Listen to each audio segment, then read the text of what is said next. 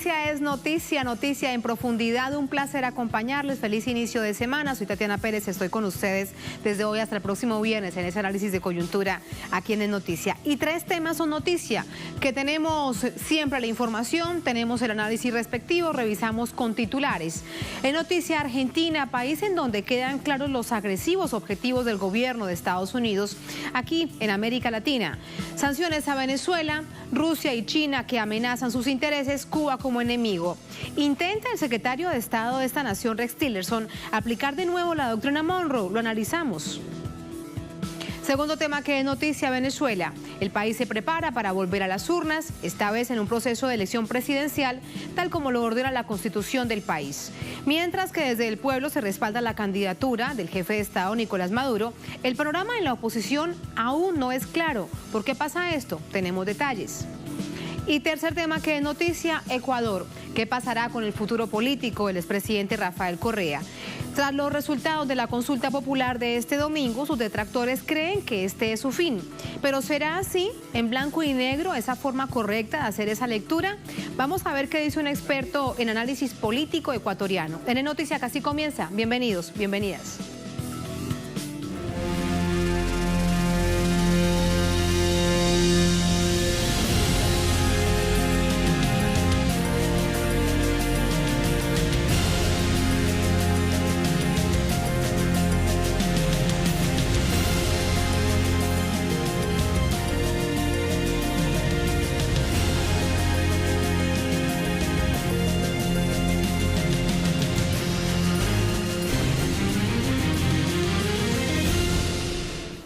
En noticia, Argentina, en el marco de su gira por América Latina, el secretario de Estado de Estados Unidos, Rex Tillerson, mantuvo encuentros con el presidente Macri y con altos funcionarios de este gobierno suramericano. En esta gira, Tillerson continúa esa campaña injerencista en contra de Venezuela y aplicando lo que debe hacer América Latina con respecto a otras naciones del mundo. Este lunes, el jefe de la diplomacia estadounidense finalizó su visita oficial al país austral con un encuentro con el presidente Mauricio Macri. En privado abordaron los puntos más relevantes de la agenda bilateral, en especial los relacionados con el crecimiento económico, la cooperación en materia de seguridad y la política regional. La víspera, Tillerson sostuvo un encuentro con su par argentino en donde insistió en acentuar el bloqueo financiero y comercial a Venezuela como un método para presionar al gobierno de Nicolás Maduro. Sancionar el petróleo o, en efecto, prohibir que se venda el petróleo en los Estados Unidos o que Estados Unidos venda o suministre petróleo a Venezuela o productos refinados es algo que seguimos considerando. Este lunes, en el marco de una reunión con el presidente de la OPEP, el mandatario venezolano respondió a estas agresivas declaraciones. Rex Tillerson declara contra Venezuela como presidente de la ExxonMobil, no con la altura que debería declarar un secretario de Estado. Y se ha ido por América Latina a perder el tiempo, a hacer amenazas contra Venezuela. La diplomacia de las cañoneras se llama en el pasado. La diplomacia de las amenazas. A Venezuela no la amenaza a nadie, ni Rex Tillerson, ni Mil Tillerson, ¿no? Él tiene contra Venezuela el odio que se le ve en los ojos cuando nombra nuestra amada patria. Se le ve el odio de quien perdió un litigio, un juicio con nuestro país. Lo ganamos nosotros contra la ExxonMobil. Pero no es solo contra Venezuela. En su paso por México, Tillerson aseguró que Rusia ha dejado huellas en procesos electorales del mundo. Por tal motivo, recomendó al gobierno estar atento a una posible intervención en las próximas elecciones federales. Estados Unidos considera a Rusia y China países que amenazan sus intereses. En el documento sobre su nueva estrategia de seguridad, Washington establece que estas naciones son sus principales rivales y determina las medidas para hacer frente a su influencia en América Latina. La noche de este lunes, el diplomático arribó a Lima, capital peruana, para continuar con una gira que ha sido catalogada por varios expertos como un intento desesperado de Estados Unidos por regresar a la doctrina Monroe a través de la amenaza y la sumisión. Y desde Argentina siguen generándose múltiples reacciones con respecto a ese encuentro bilateral con el gobierno macrista y con altos funcionarios. De esto hablamos de inmediato con Edgardo Esteban, nuestro corresponsal permanente. Edgardo, buenas noches. Cuéntanos qué dicen. Ya partió, ya está en Perú, continúa esta gira por América Latina Rex Tillerson. Sin embargo, pasó, un poco más de 24 horas y sostuvo encuentros con su par, con el presidente Macri y con otros altos funcionarios, planteando una agenda bilateral, pero conocemos lo que hay de fondo. Adelante, buenas noches. Buenas noches, Tatiana, siempre es un placer saludarte, saludar a toda la gente que te siente. También hoy un referente importante de la política decía la doctrina de Theodore Roosevelt, ¿no? La doctrina del garrote, América para los norteamericanos. De alguna forma existe el planteo que se expresa, que repercute en estos encuentros que mantuvo el secretario de Estado norteamericano Rex Tillerson aquí en la República Argentina. Estuvo el fin de semana en San Carlos de Bariloche, ahí anduvo a caballo haciendo un poco de turismo y después, sí, en el día de ayer con el canciller argentino y en el día de hoy una escueta reunión que duró tan solo 40 minutos con el presidente Mauricio Macri en la residencia presidencial de Olivos.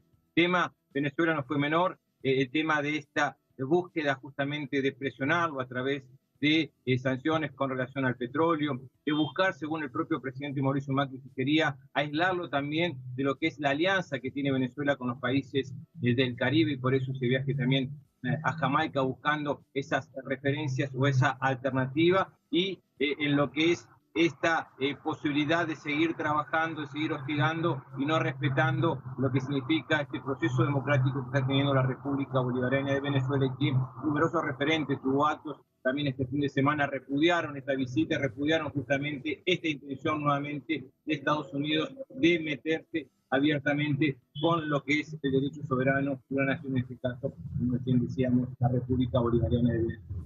Lo cierto es que ya está en Perú, está ahí trabajando para lo que va a ser la Cumbre de las Américas el 15 y el 16 de abril próximo, esta alternativa de volver a imponer justamente la posición, la mirada, la doctrina norteamericana en lo que es la región, y buscando justamente esta situación de su principal aliado, la República Argentina, y este vínculo que quieren fortalecer en elogios, en lo que significa la alianza, no en el sistema comercial, que Argentina hasta ahora no ha tenido ningún tipo de éxito con relación a los Estados Unidos, pero sí en lo que es la estrategia política, este vínculo tan directo que está teniendo o que busca tener los Estados Unidos, en este caso el secretario de Estado, con el presidente Mauricio Macri, a partir de sus políticas neoliberales, hablando del gran éxito que tiene la República Argentina a nivel económico, pero no viendo las dificultades y la crisis económica que realmente está padeciendo en función de las cesatías, de los tarifazos y toda esta crisis económica que realmente es grave aquí en nuestro país.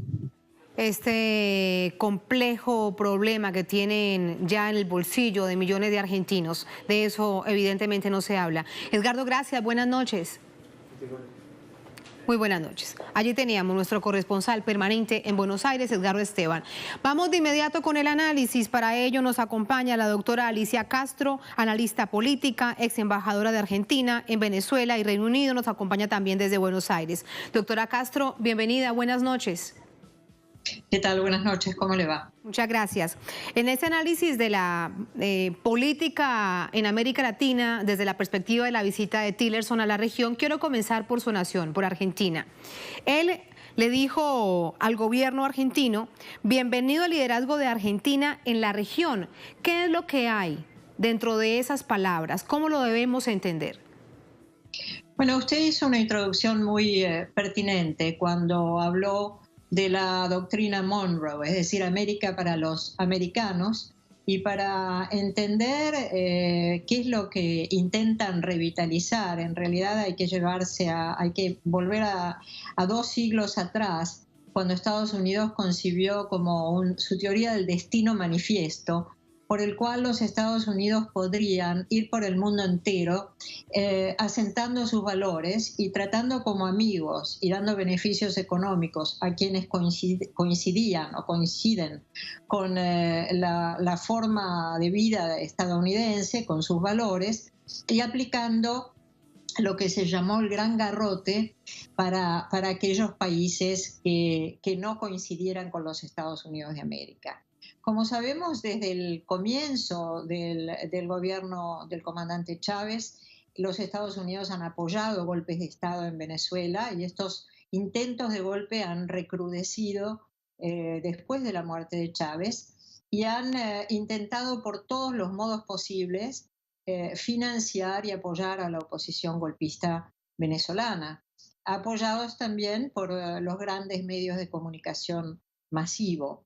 Como sabemos, los Estados Unidos han intentado y siguen intentando hacer en Venezuela un golpe por asfixia con el terrible bloqueo económico al que están sometiendo a Venezuela, que dificulta el abastecimiento de alimentos y de medicamentos. Y por otro lado, han intentado un golpe más clásico por su versión, con acciones directas de violencia en la calle.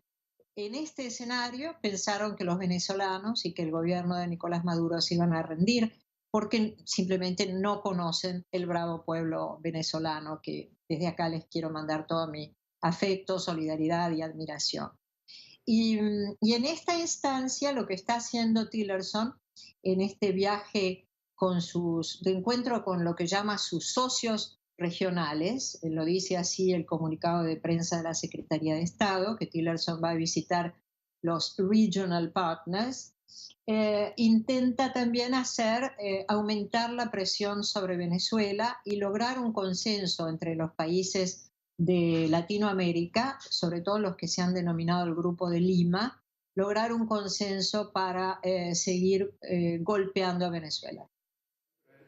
¿Y Argentina será punta de lanza? ¿Será esto lo que fue a decirle Tillerson al presidente Macri, punta de lanza en contra de Venezuela, con el telón de fondo de las elecciones presidenciales, de lo que ya se escuchan ataques por parte de distintos gobiernos?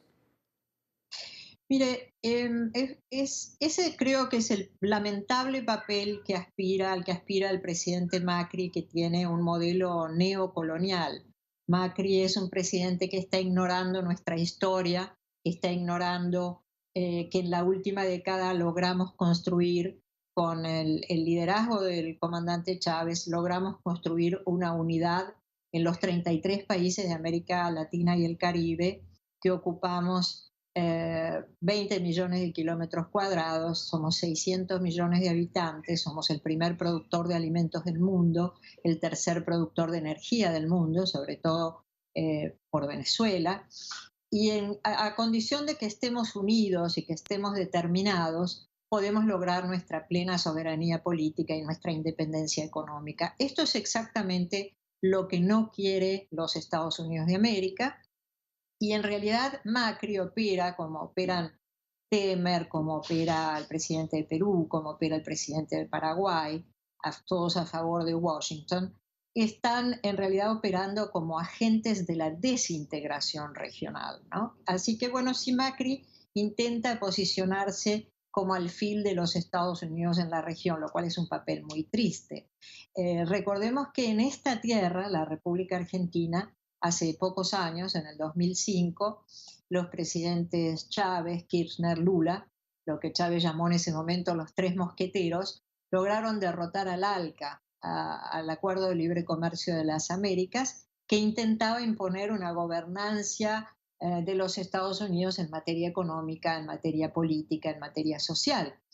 Y ahora vienen por la revancha, ¿no? Ahora vienen para vengarse de todos aquellos avances que hicimos en la década pasada. Pero el límite se lo vamos a poner los pueblos, y yo estoy segura que el pueblo de Venezuela sabrá ponerle un límite a la apetencia del imperialismo. En defensa de esa integración que tanto y tanto le ha costado precisamente a esos pueblos acompañado de sus gobiernos. Pero, doctora Castro, no es solamente en contra de Venezuela. Recordemos que en su primera parada en México ante Enrique Peña Nieto le dijo que debía cuidarse del gobierno de Rusia en particular, porque ese es un año electoral, este 2018, para México. Así que es también Rusia y China, recordando además también lo que teníamos de antesala a la conversación con usted en este informe, es que el Pentágono y el presidente Trump consideran que Rusia y China son sus principales problemas. ¿Esto cómo lo debemos ver desde esta perspectiva latinoamericana? Mire, si nosotros vemos los documentos que eran secretos hasta que los reveló Edward Snowden, justamente que ha sido recibido por Rusia, en los documentos de la Agencia Nacional de Seguridad norteamericana del 2007, entre sus prioridades estratégicas en la fase energética, como prioridad estratégica de los Estados Unidos está Venezuela, y el mandato, la misión de asegurarse la provisión, el abastecimiento y el transporte. Y si miramos los objetivos permanentes, los 6 países que figuran como objetivos permanentes de los Estados Unidos para su control, para su observación, para tratar de imponer sus valores con operaciones de inteligencia, de contrainteligencia, etc. Esos países son Rusia, China, Irak, Irán, Corea del Norte y Venezuela. Es el único país de América que aparece como un objetivo permanente de los Estados Unidos y se lee en texto claro. Esto no es que nosotros tengamos una visión conspirativa, se lee en texto claro que la Agencia de Seguridad de los Estados Unidos establece la necesidad de enviar agentes políticos para evitar el liderazgo de Venezuela en la región, sobre todo en los aspectos político, económico y energético. Y esto incluye, por supuesto, operaciones de inteligencia y de contrainteligencia para erosionar la imagen de los líderes venezolanos y para erosionar la imagen del presidente Maduro, como antes intentaron erosionar la imagen del comandante Chávez. Así que verdaderamente Venezuela está en la mira de los Estados Unidos y además estaba escuchando en la introducción que ustedes hicieron al presidente Nicolás Maduro, el compañero Nicolás Maduro, diciendo que tampoco perdona a Tillerson el daño que habría recibido ExxonMobil en un juicio que Venezuela le ganó, ¿no es cierto? Se trata de la apetencia petrolera, obviamente. Lo que es bastante doloroso, lo que es muy doloroso, a mí me consterna, es que haya gobiernos en Latinoamérica y que haya incluso ciudadanos, incluso algunos venezolanos, que están llamando a una intervención de los Estados Unidos de América. Cuestiones ideológicas aparte o preferencias políticas aparte. No basta con mirar lo que ha hecho los Estados Unidos en Medio Oriente, no basta con mirar cómo han devastado los pueblos y las ciudades de Afganistán, de Irak, de Siria, de Libia, de Yemen, para ver qué es lo que significa y cómo quedan esos pueblos y esas naciones cuando pasan los Estados Unidos de América a apoderarse de su petróleo. Entonces, bueno, creo que efectivamente estamos en un marco muy complejo. Coincido con el Papa Francisco, nuestro querido compatriota, cuando dice que estamos en medio ya de una tercera guerra mundial fragmentada. Y esto, cuando Tillerson hace estas declaraciones tan ofensivas en contra de China y de Rusia como predadores, yo quiero recordar que Rusia y China no intervinieron en ninguna dictadura en América Latina, mientras que por el contrario los Estados Unidos de América han financiado, promovido, alentado todos los golpes de Estado en América Latina, los actuales y los del pasado. En Argentina se comprobaron, se conocieron a través de documentos desclasificados la intervención que tuvo los Estados Unidos en el Plan Cóndor, la intervención que tuvo la Escuela de las Américas en enseñar tortura a los militares genocidas que sufrimos en la Argentina. Ahora mismo podríamos comparar el papel de Rusia y el de Estados Unidos, por ejemplo, en el Atlántico Sur. Ahora Rusia está colaborando con la búsqueda de un submarino que se le ha perdido al gobierno argentino. Entre tantas falencias, entre tantas deficiencias, el comandante en jefe de las Fuerzas Armadas, el presidente Macri, no da ninguna respuesta a un submarino que se ha perdido el Ara San Juan hace 2 meses con 44 tripulantes a bordo.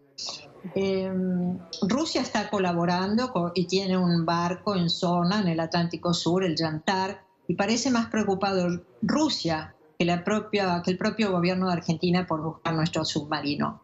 Doctora Castro, Sí, permítame un paréntesis aquí cuando usted toca este tema que es de absoluta sensibilidad porque hay 40 argentinos, parte de la tripulación de lo que nadie se sabe. ¿Cuál es su teoría? Y hay que preguntarlo evidentemente en términos hipotéticos de lo que pasó con el submarino, con el Ara San Juan. Mire, no hay ninguna hipótesis que se pueda descartar justamente porque el gobierno argentino no reveló en su momento documentos que hoy se conocen con respecto a cuál sería la misión del submarino en términos de estar patrullando el mar argentino, que es lo que tiene que hacer, pero en una zona que tiene mucha complejidad porque, como sabemos, hace más de 180 años el Reino Unido ha usurpado nuestras Islas Malvinas a través de un acto de fuerza y no responden a las 41 resoluciones de Naciones Unidas que exhortan a ambas partes, al Reino Unido y a la Argentina, a negociar para resolver la controversia de soberanía. Por eso es muy complejo lo que sucede en el Atlántico Sur. Pero retomando lo que estaba diciendo, le quería decir que mientras Rusia está cooperando con la Argentina, los Estados Unidos de América estuvieron prestando inteligencia al Reino Unido contra la Argentina en el conflicto bélico de Malvinas. Así que nosotros tenemos bien claro quiénes son nuestros socios, quienes como Rusia y China están abogando, como abogamos en Latinoamérica, por un mundo multipolar, por la construcción de un mundo donde no haya hegemonías, donde no haya amos y servidores. Y esta es la construcción que estuvimos haciendo en Latinoamérica en la última década, de la que Venezuela fue protagonista. Comandante Chávez fue el gran arquitecto de la unidad de América Latina y el Caribe, y esos son los ideales que los Estados Unidos de América no pueden tolerar. Doctora Castro, esta es una pregunta para despedirla. Con toda su experiencia en la diplomacia, déjeme preguntarle, ¿habrá sido realmente mejor que el gobierno a través de su secretario de Estado, su canciller, se quitara la máscara antes de iniciar esta gira por América Latina, por estas naciones, en una universidad en Austin, Texas? Primero dice que hay que derrocar al presidente Nicolás Maduro, induce que debería ser a través de un golpe militar y que el presidente Nicolás Maduro debería exiliarse en Cuba. Con estas palabras, entre otras cosas, mirándolas de fondo, también hay una frase donde él dice que los militares pusieron las cosas en su sitio para transiciones pacíficas, y realmente es muy lamentable, recordando precisamente algo que usted ya planteaba de las dictaduras en el Cono Sur, en particular todo lo que sucedió en Argentina. Así que con esta situación es mejor realmente saber qué es a lo que nos debemos atener con el gobierno de los Estados Unidos en este momento, porque en términos diplomáticos no es común que alguien lo diga.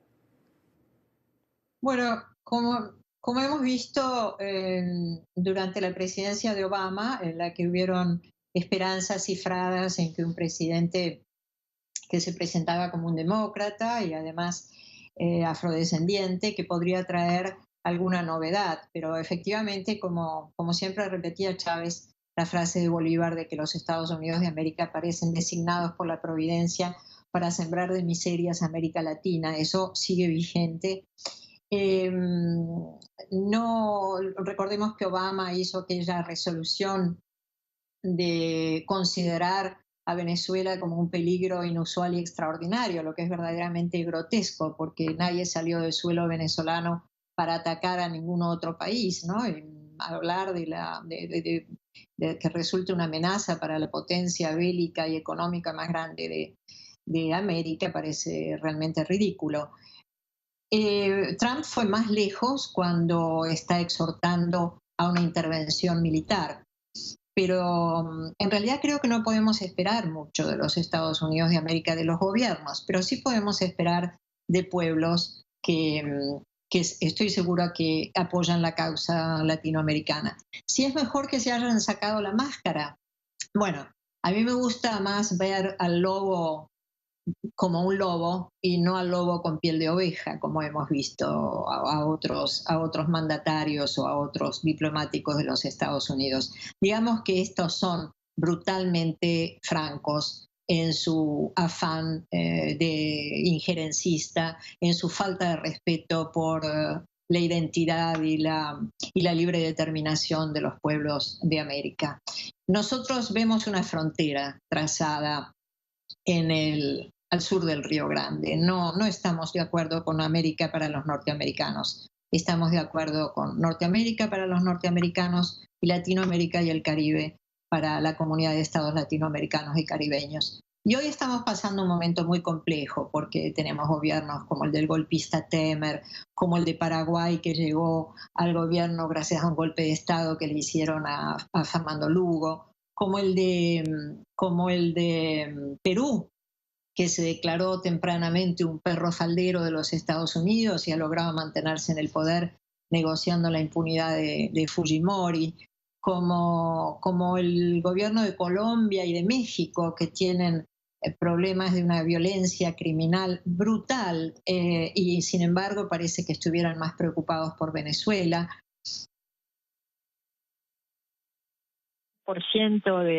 De consideración pública, como Temer, por ejemplo, que desalojó del poder a Dilma Rousseff, que un año antes había sido votada por 54 millones de brasileños. Así que estamos en un momento complejo. A mí no me gusta decir oscuro, porque nosotros siempre tenemos la luz de la esperanza, tenemos gobiernos que están luchando por sus pueblos en medio de todas las dificultades, como Nicolás Maduro acompañado por el bravo pueblo. Y tenemos además aquellas lecciones de integridad, de fortaleza, de perseverancia del comandante Chávez al que nunca vamos a olvidar. Doctora Castro, muchísimas gracias por ese análisis, por esas reflexiones profundas. Un placer como siempre. Buenas noches. Buenas noches, muchas gracias por comunicarse. Muchísimas gracias a usted. Ahí están esas reflexiones. Bueno, ese es el escenario en el que nos encontramos en este momento en América Latina y la coyuntura es esta gira de Rex Tillerson por varias naciones del continente. Ya se encuentra en Perú, lo veíamos al principio también de nuestra emisión, lo tenemos en titular. Tillerson habla en Perú de posibles acciones en Venezuela. El secretario de Estado de Estados Unidos sostuvo este lunes un encuentro ya con la canciller de Perú, Cayetana Aljovín, donde conversaron sobre posibles acciones contra Venezuela. Tillerson arribó a Lima tras su paso por Argentina en el marco de la gira que inició el pasado 1 de febrero por países de América Latina. Tenemos la información detallada a través del Twitter, la cuenta Twitter de Jaime Herrera, nuestro corresponsal. Secretario de Estado de Estados Unidos confirma que dialogó con canciller peruana sobre posibles acciones en Venezuela. Durante su estadía en Argentina, el funcionario estadounidense, el canciller de esta nación, anunciaron que evaluarán aplicar sanciones petroleras para presionar al gobierno de Venezuela. Recordemos que con respecto a esto hay una clarísima respuesta ya del gobierno de esta nación suramericana de Venezuela. Bien, así nos vamos a la primera pausa en Es Noticia. Al volver, en Noticia Venezuela, el país se prepara para volver a las urnas, esta vez a un proceso de elección presidencial, tal como lo ordenó la Constitución Nacional. Mientras que desde el pueblo se respalda la candidatura de Nicolás Maduro, el jefe de Estado, el panorama en la oposición aún no es claro. ¿Qué es lo que está pasando? Tenemos información, tenemos el análisis al volver en Es Noticia.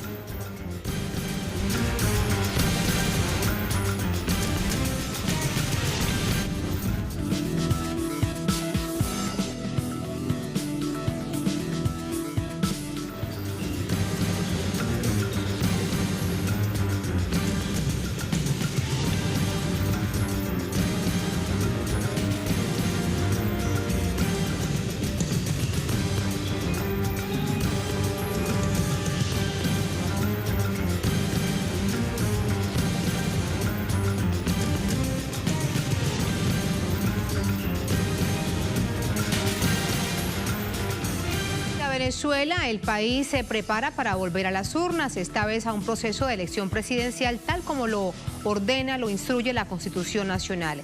Este domingo, en una multitudinaria marcha, el pueblo respaldó la candidatura del presidente Maduro como aspirante a un nuevo mandato. Por la oposición, varios nombres aparecen como posibles aspirantes. Vamos a revisar esos detalles. Este domingo, el pueblo acompañó al presidente Nicolás Maduro en la celebración del Día de la Dignidad Nacional. A 26 años de la rebelión cívico-militar liderada por el comandante Hugo Chávez, el mandatario llamó a la unión de las fuerzas oficialistas para enfrentar los posibles escenarios de boicot por parte de la derecha al proceso electoral. Y nosotros iremos a las elecciones presidenciales con oposición o sin oposición. Estamos resueltos y decididos firmemente.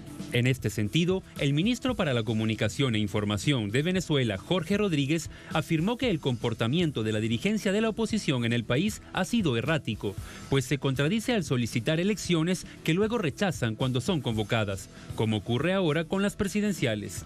A nosotros nos gusta una democracia donde sean las mayorías de los venezolanos y las venezolanas quienes decidamos, por la vía del voto y por la vía del sistema electoral más transparente del mundo entero. Pueden mentir todo lo que quieran mentir, pero esa es la verdad. Por eso es que incluso entre los elementos de la mesa de diálogo, lo puedo decir aquí, porque ya estamos de acuerdo en eso, proponemos una misión de observación electoral internacional lo más amplia posible para que esté aquí, y perdónenme que sea tan inmodesto, no solamente para que observen, sino para que aprendan un poquito cómo se hacen elecciones en Venezuela.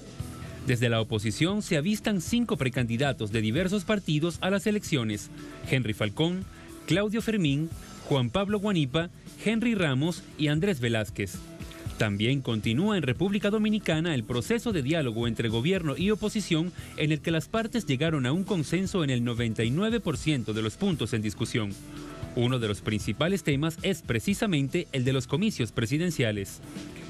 Ahí tenemos la información de esta jornada con el contexto como siempre. Nos vamos de inmediato con el análisis. Para ello nos ayuda Jean-Pierre Anaya, licenciado en Estudios Internacionales en la Universidad Central de Venezuela, profesor universitario, columnista de Misión Verdad y el Jojoto.net. Jean-Pierre, bienvenido a De Noticia. ¿Cómo está? Muy bien. Gracias por acompañarnos. Muchas gracias por la invitación. ¿Cómo ves este proceso electoral? Ya hay un rostro definido que es el del presidente Nicolás Maduro. Hay otros que están en discusión. Presentábamos 5 de ellos desde la oposición. Claro, fíjate una cosa, la desventaja que tiene la oposición es que la única cosa que los une es su oposición al gobierno del presidente Nicolás Maduro. Antes era ante el gobierno del presidente Chávez. Sin embargo, aguas abajo, ellos tienen una disputa o una competencia por el poder. El único escenario posible en el que ellos podrían ir a unas elecciones sería un escenario en el que el chavismo no exista. Por eso ellos, cualquier otro escenario hoy les molesta. Por eso no quisieron participar en las elecciones municipales y por eso todavía existen grupos que están llamando a no participar en las próximas elecciones de presidentes. Entonces, el gobierno ha manifestado su posición democrática, el gobierno ha participado su posición, ok, si estamos en una democracia, nos vamos a dirimir las diferencias en elecciones. Y en unas elecciones los partidos políticos lanzan candidatos, hacen una campaña, convencen a sus votantes y el que obtenga más votos gana. Una cosa tan sencilla. Una plataforma programática. Exacto, tú tienes tu plataforma programática, tú tienes la visión de país que tienes, por eso tenemos elecciones, por eso tenemos partidos políticos y cada partido va y se presenta en las elecciones y son los votantes los que deciden. Entonces, quienes exigen democracia, quienes exigen transparencia, quienes hablan y se hacen vender a nivel internacional como los paladines de la democracia, precisamente lo que más le molesta son unas elecciones. Esto es bastante paradójico porque hemos visto particularmente en el año 2017 en múltiples oportunidades diferentes rostros de esta oposición llamando a las elecciones presidenciales. Hay elecciones presidenciales, en cualquier momento el CNE dará la fecha exacta, sabemos que es antes del 30 de abril y entonces dicen que no. ¿Cómo entender este mensaje? Y sobre todo, para sus seguidores, ¿qué mensaje les llega? Mira, a ellos no les interesa una resolución democrática en la que ellos tengan que convivir con el chavismo. Ellos han demostrado que su única oferta es la desaparición del chavismo. Ellos no solamente están pidiendo elecciones de 2017, desde el día 15 o el 14 de abril del año 2013, en la noche, después de las elecciones presidenciales, ellos decían que esas elecciones no valían, que había que repetirlas y había que volverlas a hacer.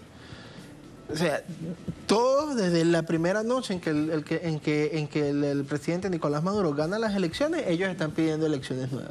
Ahora, cuando lograron tener una victoria en las elecciones no supieron utilizar esas elecciones, no supieron... Estás recordando la elección de la Asamblea Nacional. La elección de la Asamblea Nacional Constituyente. Ellos la llaman, no saben utilizar su funcionamiento, no saben utilizar las elecciones, desvirtuaron el sentido de su victoria y eso les llevó nuevamente a la pérdida en las elecciones que se demostró en las elecciones de gobernadores y en las elecciones de alcalde. Esto es algo, permíteme, planteamos un paréntesis aquí. Lo sucedido en términos de gobernabilidad desde el legislativo en esta Asamblea Nacional, porque se puede hacer mucho, también se puede hacer poco, como sucedió con la oposición.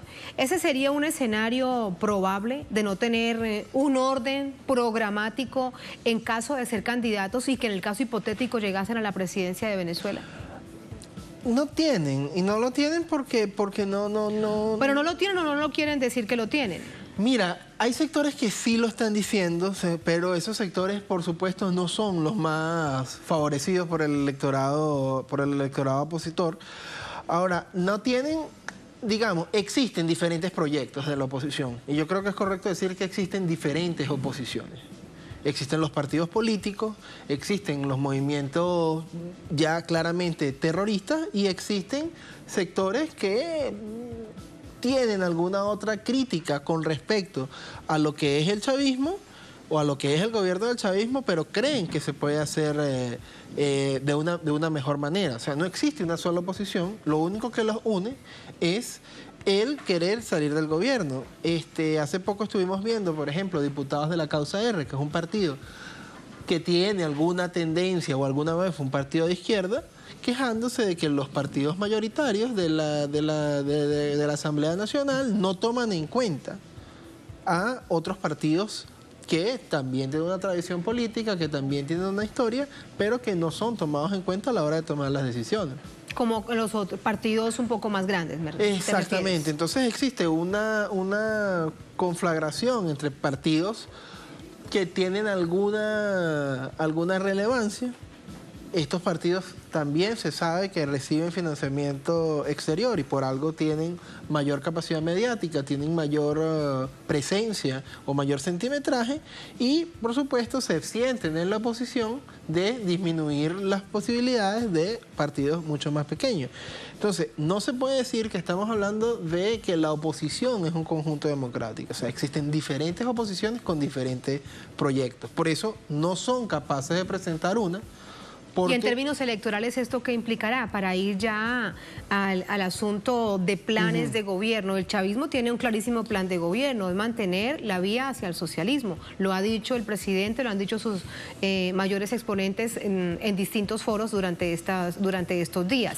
La oposición, en caso tal de que decidan unirse, ¿qué plan tienen? ¿Es un modelo neoliberal como existía, como el parecido al de Carlos Andrés Pérez, por ejemplo? Sí, hasta ahora lo que ellos han propuesto es precisamente el planteamiento de un modelo neoliberal, ¿no? Y no el neoliberal de los 90, el neoliberal del siglo XXI, que es bastante más nocivo. Arrasador. Mucho más arrasador que el liberalismo que vimos y sufrimos en los años 90 en nuestros países, ¿no?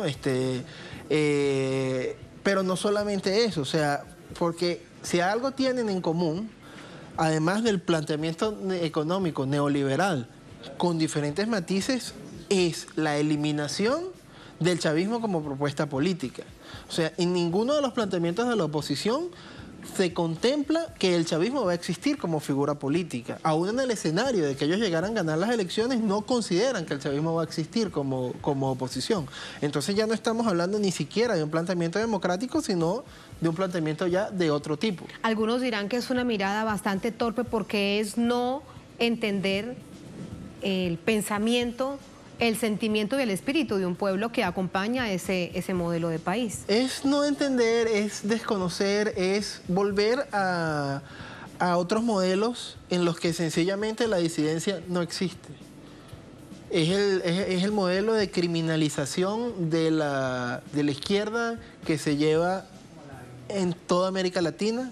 El caso más extremo fue Colombia hasta hoy todavía, que después de los diálogos de paz se siguen asesinando personas por ser de izquierda, y esos son los modelos que ellos tienen. el modelo de no reconocer la existencia del otro. Entonces, en términos electorales, es una oferta difícil de presentar desde el punto de vista electoral. ¿Por qué? Porque tú tienes una cantidad de votantes a los que tú les estás diciendo que los vas a eliminar. Tu propuesta política es eliminar una cantidad de tus votantes.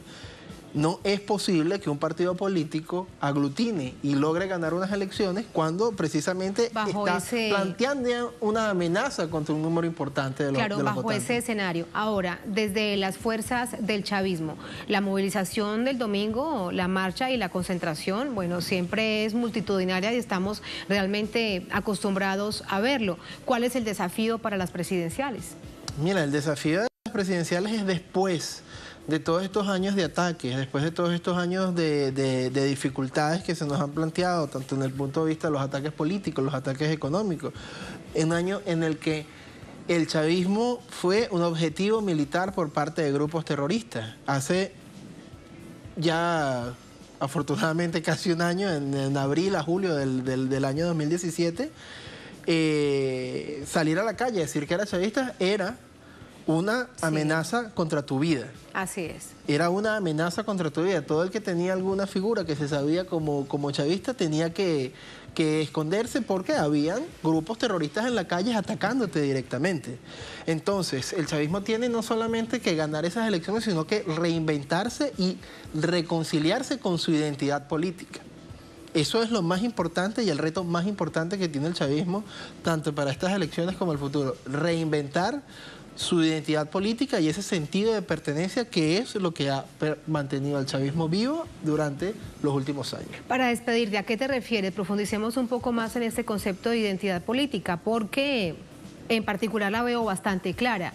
Está el legado del comandante Chávez en la figura de un hombre absolutamente leal, en términos también programáticos, mantiene el mismo modelo de desarrollo social, de máxima inversión social para el pueblo, se mantienen las misiones sociales, ahí está, me refiero al presidente Nicolás Maduro.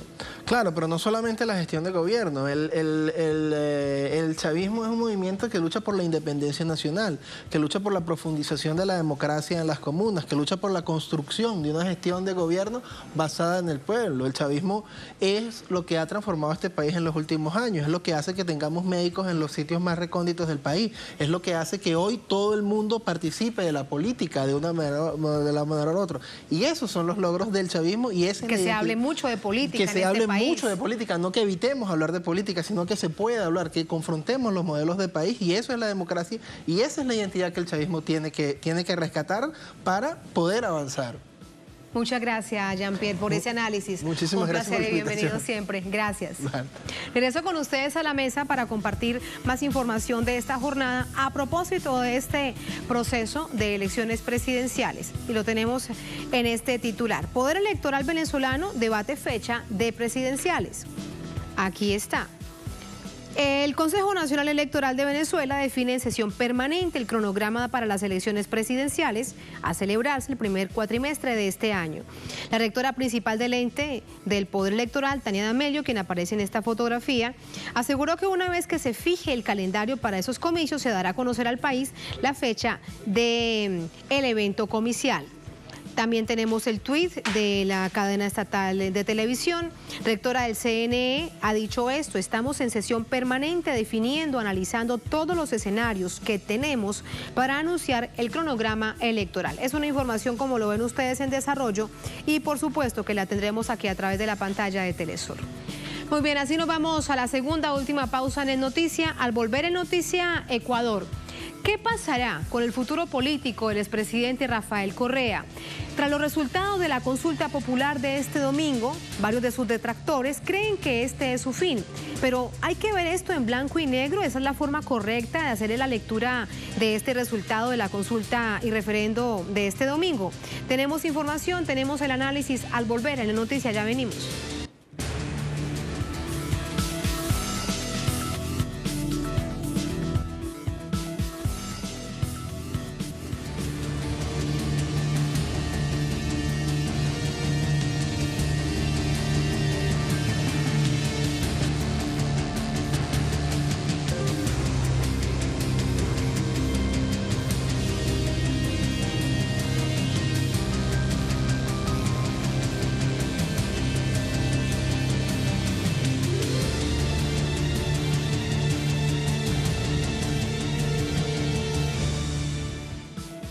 En Noticia de Ecuador, con los resultados de la consulta popular, el debate se centra en las fuerzas políticas de esta nación andina.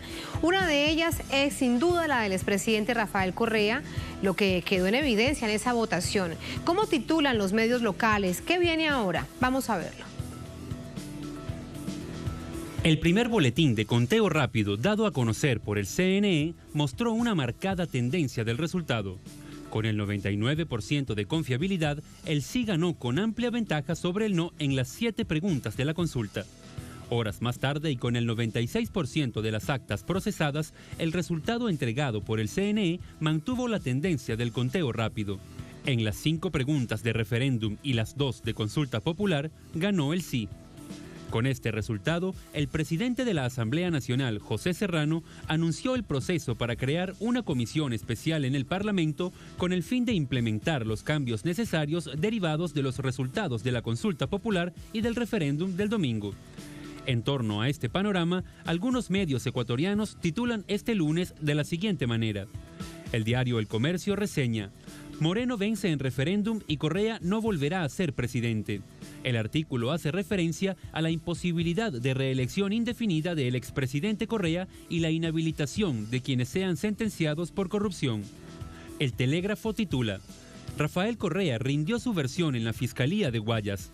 Este diario pasa del tema del referéndum y la consulta popular a la investigación en la cual el presidente Correa presta declaración voluntaria ante la Fiscalía por el caso de Petrochina. A propósito, en una rueda de prensa, luego de salir de la cita judicial, el expresidente Correa afirmó que por lo pronto no quiere participar en nada. Señaló que le molestó la aprobación de la pregunta 2 del plebiscito del domingo porque es una clara restricción del derecho a elegir y participar. Otro medio, el portal Ecuador Inmediato, cita a la asambleísta Vilma Andrade. La derecha jamás ha sido dueña de una consulta popular. Reseña la postura de la también presidenta nacional del Partido Izquierda Democrática al referirse a los resultados del referéndum y consulta popular. Promete oponerse a cualquier tipo de privatización. Ante este panorama político, queda claro que el caudal electoral de Rafael Correa está intacto. Su naciente movimiento de la Revolución Ciudadana tiene en su haber los logros de una década ganada. ¿Y cómo finalizó esta jornada? Han pasado 24 horas de este resultado, se decantan los resultados. ¿Qué nos dice de esto Cristian Sara, nuestro corresponsal permanente desde Quito? Cristian, buenas noches. Adelante con esta información. ¿Qué tal, Tatiana? Buenas noches. Efectivamente, bueno, una extensa y fuerte jornada la que hemos vivido. Y el Consejo Nacional Electoral sigue con el escrutinio de los votos. Hasta el momento el 99.26% ha sido ya escrutado. La tendencia del sí está muy por encima del no en las 7 preguntas y lo que resta únicamente es menos del 1% que probablemente, según han anunciado las autoridades, se estará ya contabilizando en las próximas horas en su totalidad, probablemente hasta el día de mañana, dado que el día miércoles del Pleno del Consejo Nacional Electoral ya, según anunció la presidenta hoy en su último informe, estaría ya oficializando y anunciando los resultados. Hay que esperar que lleguen en físico y la tardanza se debe, según anunció la presidenta, de las papeletas que llegan desde las circunscripciones internacionales. Recordemos que la normativa exige que las papeletas deben llegar en físico con cada una de las actas también para que puedan ser contabilizadas y así también puedan ser comparadas con cada una de los resultados. Por otra parte, desde el Palacio de Carondelet, en el acostumbrado cambio de guardia, el presidente Lenín Moreno, acompañado de la vicepresidenta y también algunos de sus ministros, salieron al balcón donde varios de los simpatizantes del sí y del presidente Lenín Moreno lo acompañaron en este cambio de guardia y por lo tanto él también agradeció al pueblo ecuatoriano. Ahora, otra información importante, Tatiana, de destacar es que el presidente Lenín Moreno solicitó a la Asamblea Nacional que dé trámite inmediato una vez se oficialicen los resultados para hacer los cambios tanto en las preguntas que tienen que ver como en consulta popular y como también en referéndum.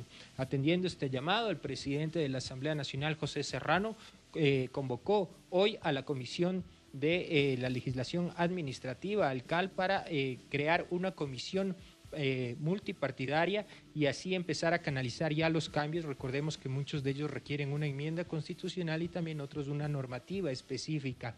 Entonces se espera que también en el transcurso de esta semana, entre miércoles a viernes, el presidente José Serrano, según indicó, también ya se anuncie quiénes integrarán esta comisión y cuál será la ruta a manejarse previamente para poder realizar estas modificaciones. También se ha hablado de un promedio de entre 30 y 40 días. Estas son las informaciones más destacadas a esta hora, Tatiana, con lo que respecta la consulta popular y referéndum.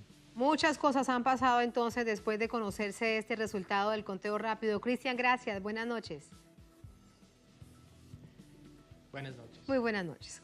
Vamos con el análisis. Saludamos vía telefónica al doctor Quinto Lucas, periodista, escritor ecuatoriano-uruguayo, fue vicecanciller de Ecuador, embajador de Uruguay para UNASUR, CELAC y ALBA en 2013. Doctor Quinto Lucas, bienvenido. ¿Cómo está?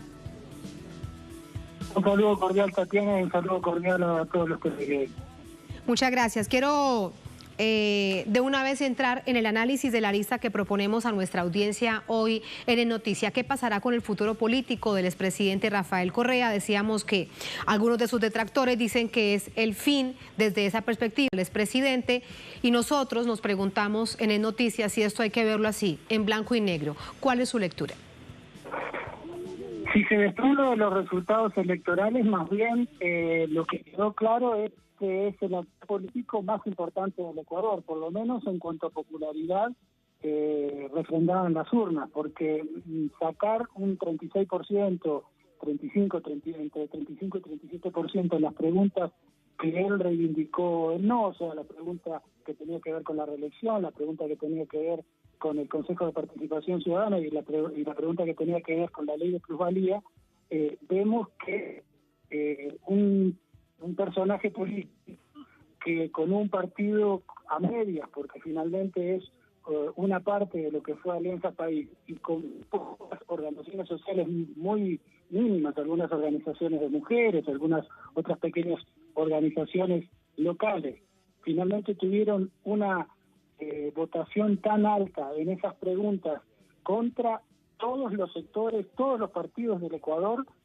apoyaban el sí, el gobierno más todos los partidos, izquierda, derecha, centro, todas las organizaciones sociales, empresariales, los canales de televisión, todos los medios de comunicación. Entonces, si nosotros vemos esa realidad, muestra que realmente el presidente Correa tiene un caudal político electoral muy importante, y en algunas provincias muy alto, porque en algunas provincias esas preguntas tuvieron, por ejemplo, en Manabí el 51%, y en otras provincias entre el 42-43%. Por lo tanto, quien dice que es la muerte política de Rafael Correa, creo que es al revés. Creo que ahora el problema va a ser del gobierno, porque es un gobierno que perdió su carta de fortaleza, que era la consulta, y ahora va a tener que transar con muchos sectores, que es lo que le pone en cierta debilidad. Este es el panorama que se ve a partir de la consulta. Claro, doctor Quinto Lucas, y desde esa misma mirada, ¿qué hacer con ese alto caudal político del presidente Rafael Correa? Como están las cosas hasta este momento, no sabremos qué pueda suceder después si el Tribunal Constitucional declara que es inconstitucional. Ese será otro asunto. En este momento lo cierto es que el expresidente Correa no puede lanzarse a una nueva candidatura. Así que la pregunta es, ¿cómo mantener vigente ese caudal político? Bueno, justamente eso es lo importante, más allá de la posible inconstitucionalidad y todo eso que, como usted dice, son para futuro. Este momento es el momento para Rafael Correa y para todo el sector que lo respalda y la ciudadanía que lo respalda, es organizar ese movimiento político de la Revolución Ciudadana, que tiene muchas trabas, porque le han puesto muchas trabas en el CNE, pero hay que tendrá que buscar las posibilidades de hacer esas trabas, transformarse en movimiento político. Y finalmente el presidente, más allá, el expresidente Correa, más allá de que él lo ha dicho de que no quiere involucrarse directamente en candidaturas, bueno, eso habrá que verlo a futuro. Tener que participar además como líder político que es.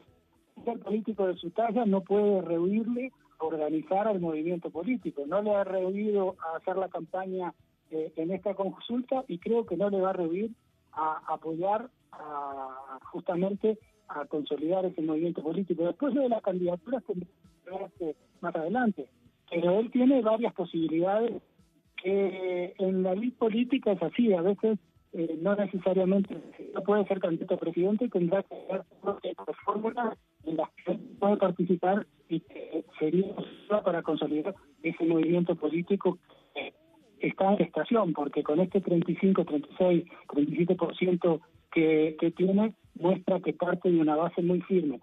Una base con la cual no partió él cuando fue candidato en el 2006. Por eso es que muchos sectores lo que quieren es hacerlo de la palestra política. Esperemos que que no busquen otros subterfugios. Más allá de las discrepancias que se puedan tener con el presidente Correa, creo que todos tienen que reconocer que tiene ese caudal político que no lo tiene ningún líder en el Ecuador. Sí, claro, así son las cosas. Uno es lo que la gente o sus detractores políticos quieran creer, otra es la realidad. Doctor Quinto Lucas, gracias por ese análisis. Buenas noches. Buenas noches, un gusto y un saludo cordial para todos. Muchísimas gracias. Gracias también a ustedes por habernos acompañado. Así ponemos punto final a esta emisión de Noticia. Cerramos nuestra pantalla tradicional, nos quedamos en redes sociales, @NoticiaTelesur, @TatianaTelesur. Recuerden que esta es la señal informativa de América Latina, siempre acompañándoles. Hasta mañana.